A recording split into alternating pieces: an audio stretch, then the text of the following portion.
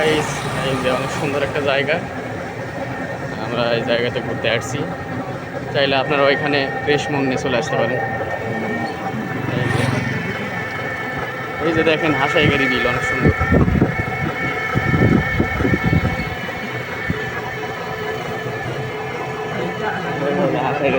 এই যে এইটা হাসাইগাড়ি বিল। চাইলে আপনারা মন মানসিকতা ভালো করার জন্য চলে আসতে পারেন।